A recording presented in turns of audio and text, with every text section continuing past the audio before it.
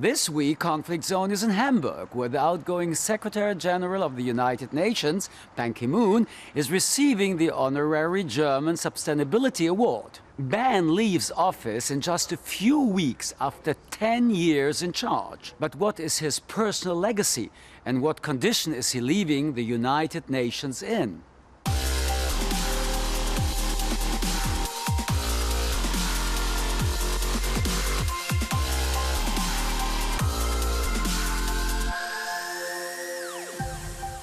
Mr. Secretary General, welcome to Conflict Zone. In a few weeks, you will leave your post after 10 years as Secretary General. The Economist magazine said your term was among the worst in the UN history. Do you agree?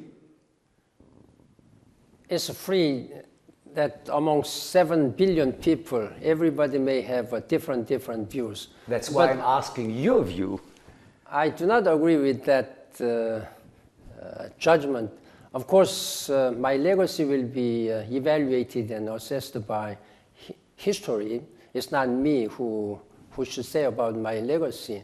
But I can clearly tell you that I have devoted all my time and energy and passion and compassion to address so many challenges, from eradicating poverty, helping many people who would be dying needlessly from preventable diseases, and also addressing many conflict issues. Yes, but at the end, the results are that we are counting. But let's look at the state the world is currently in.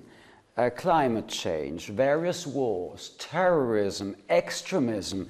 It's a grim picture, isn't it? It's appalling and very much disappointing, the situations where we see in many other places, in Syria, which is happening in Aleppo. That's really appalling. So many people have been killed and so many people have to flee their countries. Other than that, there are many such places. At the same time, I'm hopeful that we are moving toward the right direction with very ambitious and far-reaching visionary commitment with the 2030 Sustainable Development Agenda and climate change agreement, which now have crossed threshold to make it enter into force as of October 4th. This climate change will become effective on November 4th. Those are some very hopeful commitment and visions. We are moving toward the right direction. Now we spoke about the successes, but let's continue to speak about the UN. There is a systematic problem. In March, the Assistant Secretary General for Field Support, the highly respected Anthony Banbury, resigned. He cited an Orwellian and dysfunctional organization, we are speaking about the UN, that is hardly able to fulfill its mission. Do you feel responsible for that? Of course, there are some areas where United Nations can improve its effectiveness and efficiencies.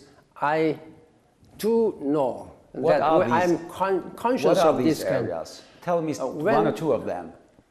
UN can be criticized, and Secretary General can be criticized. But when the member state give some space, a budget, and flexibility to Secretary General and the Secretariat, we can be as strong as... So you didn't get enough support?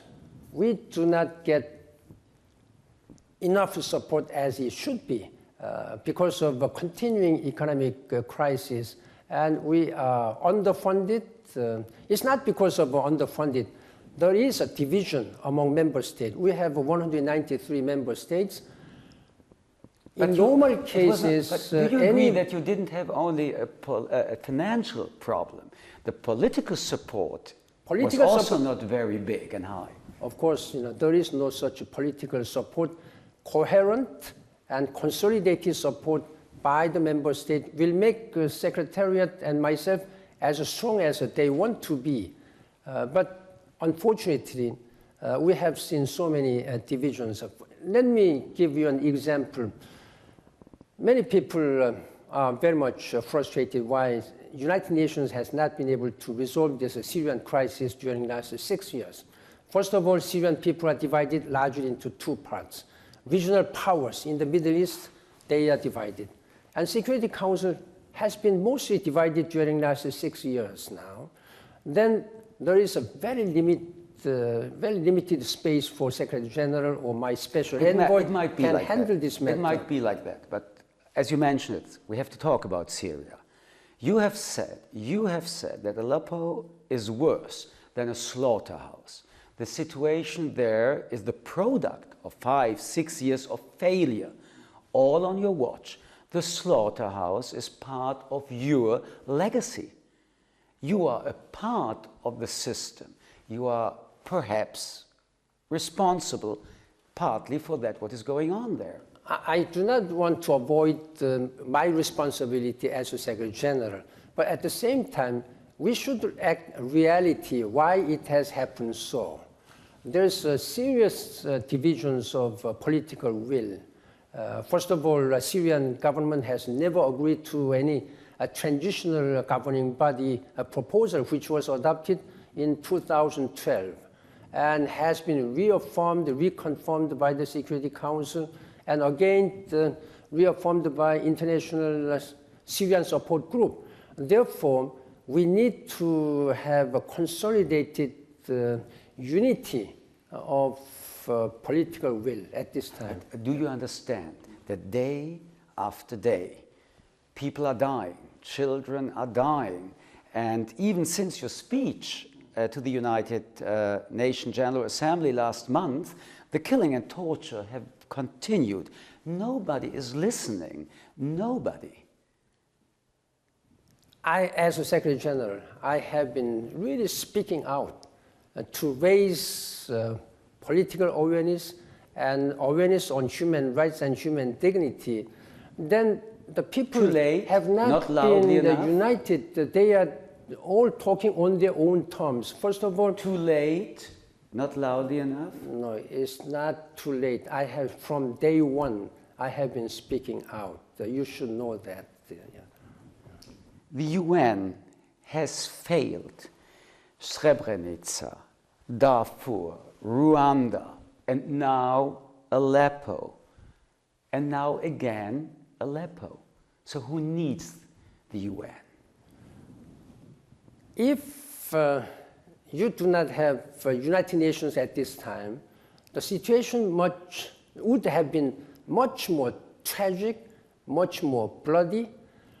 You should also appreciate... Could it be more bloody than it is today in Aleppo? Of course, we should have done it much earlier, and we should have prevented Srebrenica, we should have prevented the Rwandan genocide. And Aleppo? In Aleppo, we are doing our utmost efforts. United States and Russia, they are also working very hard, even though... Russia is working hard at this time, their relationship has been a little bit sensitive now. I have urged Secretary Kerry and the Russian side to restore this cessation of hostilities so that we can deliver life-saving humanitarian assistance. We have been delivering minimum and at average more than 5 million people who are in besieged areas and hard-to-reach areas. And we have airdropped to at least more than 1 million people. Look, I'm listening. We are doing our utmost effort under such a very, very difficult situation. Okay, that's a point, and I understand your point of view, but may I remind you, Article 1 of the Charter of the United Nations, it's a promise. The purpose of the UN is to maintain international peace and security, and to do that and to take effective collective measures for the prevention and removal of threats to the peace and for the suppression of acts of aggression. You are not even living up your own standards. It may be easy to blame Secretary General or United Nations, but you should know that we are having 193 member states. The doing business at the time of 50 member states is far, far different when it comes to 193 member states. In any company or any organization, there are some reasonable size of board members who believe that they are doing their own responsibility as board member. Now, the problem is that it seems that all 193 member states, they believe they are the chairman of the board members. It's very much it is divided. And the idea of a consensus building is ideally, in principle, very good idea. But when you have to have a consensus, unanimity of 193 member states, it's almost impossible job at this time, particularly when it comes to conflict. I'm very much disappointed by by the way some leaders are addressing these issues. What you said also in your speech to the General Assembly, you said, I quote, "Present in this hall today are representatives of governments that have ignored, facilitated, funded, participated in or even planned and carried out atrocities inflicted by all sides of the Syrian conflict against Syrian civilians." Mr. Secretary General, who specifically were you talking about? Well, I would not point out any particular leaders. That's why I'm asking you now. Who is it? When it comes to Syrian crisis, I think it's unfair, totally unacceptable that just the future or destiny of one man should take everything stuck in like this way. And establishing this transitional governing body should be the basic framework and the future of one person like President Assad should not block all this process. During the last 6 years. Is Mr. Assad a mass murderer? That has to be termed and decided by the Security Council and other human rights Secretary General of the United Nations. It's true that because of his failure of leadership, so many people have been died. At least more than 300,000 people have been killed. But at the same time, it's important that rather than focusing on one man's future, we have to address this one. We have to solve it through political let's solution. Speak about solving the problem. Again, you were speaking that people in the hall of the United Nations, representatives and governments, facilitated, planned and carried out atrocity. Who did you mean? Was it Russia? What's about Russia? I have asked several times to the Security Council of the United Nations to refer this case to International Criminal Court so that this International Criminal Court should make their legal and judicial judgment on this matter. Russia? No, I'm referring this Syrian case to ICC. Nobody knows so much about international politics. I have not talked about Russia. No. Why? Because they are member of the Security Council. I have been expressing my concern about the division of the Security Council, where Russia is also part of the common members. Let's talk then about Russia specifically. Russia is supporting the Assad regime strategically, yes or no? It's supporting? I'm not here to determine anything conclusive way. Russia has been a member of this international Syrian support group, and they have been working with the Americans. I think Minister Lavrov and the Secretary Kerry have been working hard on this matter, but unfortunately, for various reasons, for political reasons, they have not been working, harmoniously at this time. Why is it I so have difficult? been urging to leaders to do that. Therefore, there should be no such a political consideration, while this issue should be solved through political dialogue with all the parties concerned. And why is it so difficult to say Russia is supporting the Assad regime strategically and militarily in the mass murdering of his own people. Russia is a veto power in on the Security Council. Is that the problem?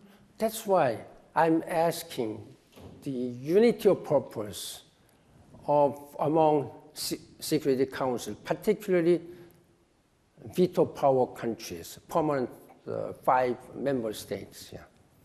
But Russia being included in this conflict and being a veto member is blocking on both sides, or do you want Russia to admit in the UN that they are a part of the problem and not a part of the solution? As a Secretary General, I'm not here to make any determinations of who is wrong, who is right among Security Council. It's basically Security Council who should be responsible for international peace and security. But is this not one of the problems about the lack of respect, the decreasing of respect towards the UN?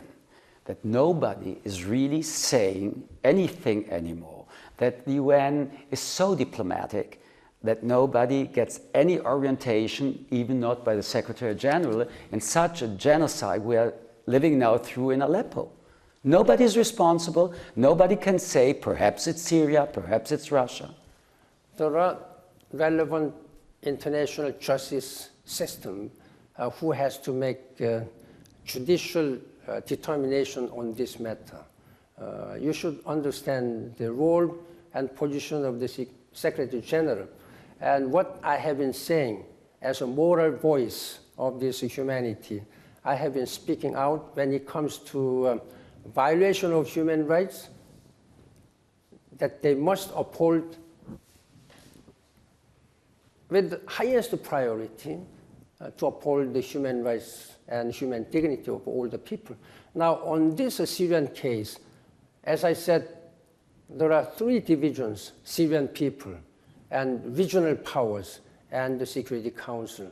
When these 3 divisions are there, it has provided perfect storms for ISIL and extremist groups to take roots. That's why people have been suffering from this. Perhaps we need reforms also in the Security Council. Do you think the Security Council should have more permanent members, like, for example, Germany?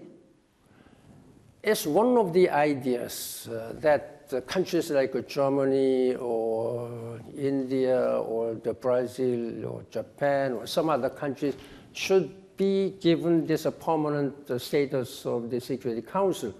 But it's a part of many formulas, and the member states have been discussing this matter during last at least 2 decades. What's your opinion on that? I believe that considering the tremendous changes which have taken place and which are also taking place in this world in 21st century, it's natural that the member state wants to see the Security Council most responsible organization for international peace and security to be more democratic, more transparent, more representative, so that they can effectively address international peace and security concerns.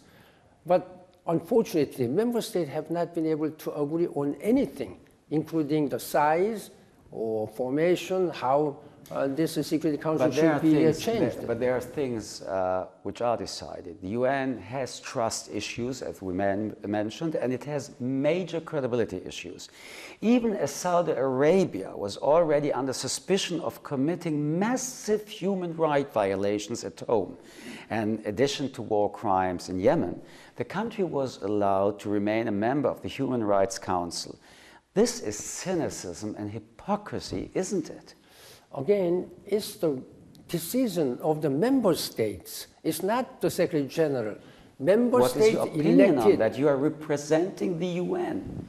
I have seen so much criticism about this kind of issues, where a certain country who is believed or allegedly to have committed or not respecting human rights have been elected to the Human Rights Council. So what does it mean about? What does it show? What does it say about an organization who is preaching that the most important thing are human rights? At the same time, another example, on July 3rd, Amnesty International called on the Human Rights Council to investigate to Egypt for rampant torture, arbitrary arrests and detention.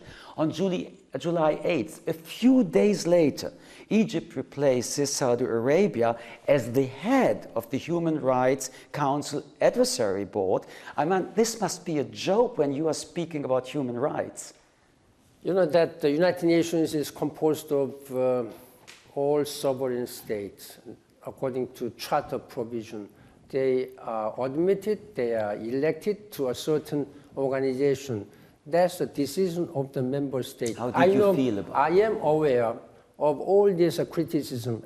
At the same time, I have been appreciating all this criticism by the civil societies and also human rights organizations, NGOs, who have been expressing their concerns. I hope that member states will take very seriously these kind of concerns expressed by civil societies with a due respect for their concern and concern for the principles of human rights. I hope that member states will have to listen very carefully to these So give them voices. an advice to listen now, your advices.